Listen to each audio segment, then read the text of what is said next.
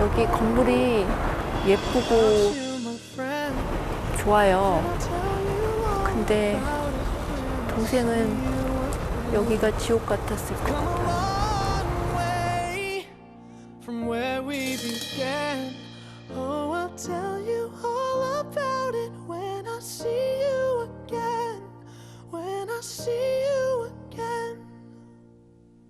결국 스트레스로 우울증을 앓다 스스로 목숨을 끊었습니다. 상당한 중압감과 불안감을 느꼈을 것으로 보이고 제가 옆에서 보기에도 일이 너무 많아 보였거든요. 제가 같이 살고 있음에도 불구하고 얼굴을 평일에 못 볼 정도였으니까요.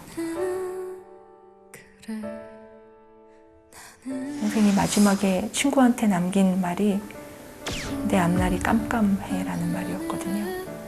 동생 입장에서는 그게 다시 반복된다는 거는 차라리 죽는 게 낫다는 생각을 할 수 있었을 것 같아요.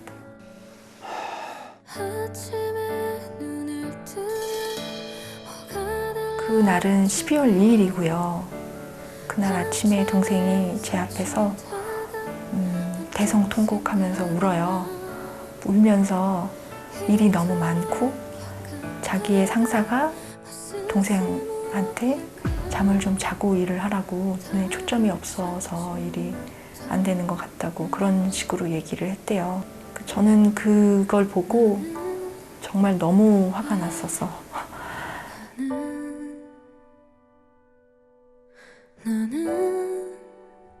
동생이 그렇게 된 다음에 회사에 물어봤죠. 출퇴근 기록이 있냐. 출퇴근 시간이 자유롭기 때문에 따로 기록을 하진 않는다. 그렇게 얘기를 하더라고요. 동생 PC가 이제 켜져 있는 동안에 남은 로그 파일을 다 보내준 거예요.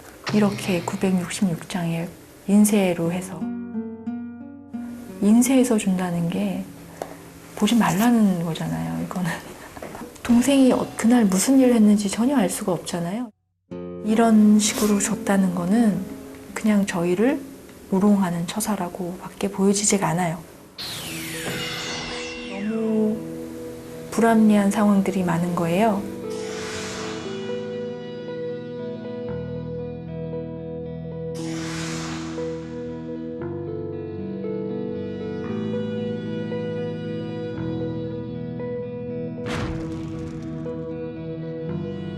동생의 이런 과로 자살을 했다는 거를 피해자인 유족이 입증을 하게끔 되어 있는 거예요. 회사랑도 싸워야 되고 이런 국가 기관과도 싸워야 되고 또 생계를 위해서도 계속 일을 해야 되는 상황이고 너무나 어려움이 많은 것 같아요.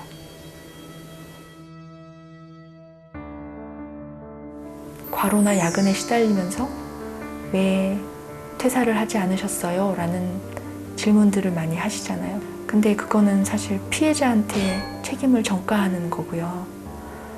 그렇게 힘들게 하면 안 되는 가해자에게 책임이 있는 거고요. 피해자 입장에서 봤을 때는 길이 보이지 않는 상황이거든요. 그 회사가 그분한테는 그냥 세상의 전부인데 야근이나 스트레스를 주지 않는 사회로 바뀌어야 되는 게 맞다고 봅니다.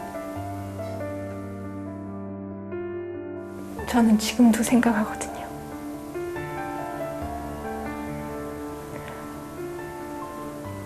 시간을 되돌릴 수 있으면 제가 그 동생 방문을 열어봤을 거예요. 그 마지막에.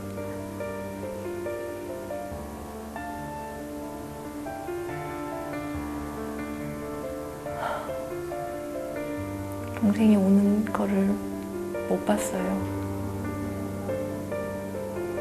제가 먼저 잠이 들었거든요.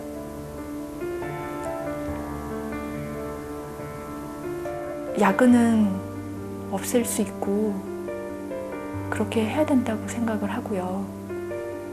왜냐하면 야근으로 인해서 사람이 죽잖아요. 이거는 심각한 문제거든요.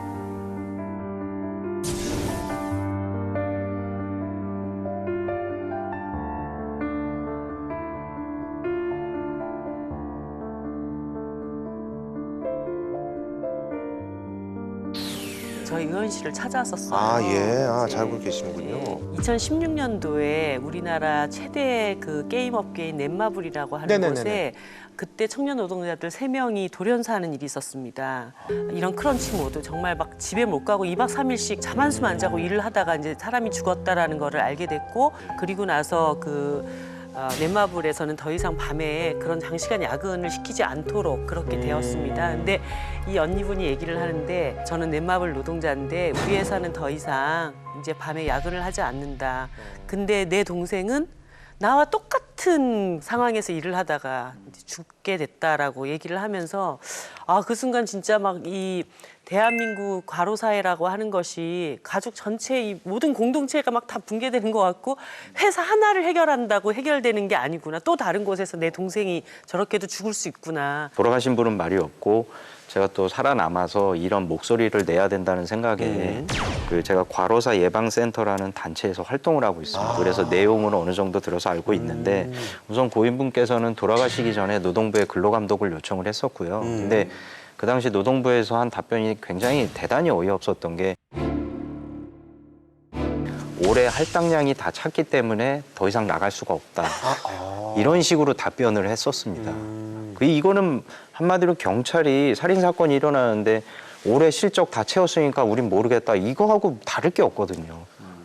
이런 식으로 노동부가 왜 이러는지 모르겠는데, 이 부분에 대해서는 분명히 노동부에서 책임을 져야 되고요. 또한 저 고인에게 업무를 저런 식으로 지시한 관리자나 임원, 사장 모두 책임을 져야 됩니다. 아니, 근데 이제 사실은 저분 같은 경우는 이제 직장 내 스트레스로 인해서 어쨌든 간에 본인 스스로가 이제 비극적으로 이제 목숨을 끊으신 건데, 그 과로사하고 또 경우가 좀 다르게 뭐 받아들여져서 뭐 더 힘들고 그러지 않아요? 뭐 과로로 인해서 또 우울증이 심해졌기 때문에 그러니까 노동하는 과정에서 발생한 질병으로 인한 자살, 이렇게로 봐야 되는 게 그렇죠. 맞고요. 그런데 이제 항상 문제는 뭐냐면, 이 과로사 입증 책임을 피해자의 유족들이 해야 되는 것입니다. 피해자가 과로사이다라고 하는 것을 입증하려고 하면 아까 얘기했던 것처럼 그러니까요. 출퇴근 기록표를 달라 회사에서 안 줍니다. 뭐 모든 정보를 회사가 다 독점하고 있는 상태에서 피해자가 그걸 입증하기란 정말 힘들거든요. 과로사에 대해서 입증 책임을 이제는 근로복지공단이 맡아서 해나갈 수 있도록, 그러니까 과로사가 아니다고 하는 것들을 입증하는 책임을 근로복지공단이 가져가야 하는 게 맞다. 실제 프랑스 같은 경우에는 산업재해 관련돼서 입증 책임이 바뀌어져 있어요. 그러니까 산업 현장에서 사무 공간에서 뭔가 문제가 생겼다. 그럼 일단은 그 회사 책임인 것으로 추정을 해주는 걸로. 그리고 오히려 그 책임을 벗으려면 회사나 보험공단 같은 데서 오히려 역으로 입증을 하도록 하고 있거든요. 그렇게 그런 제도 바뀌어야 되는데. 얼마든지 도입 가능합니다.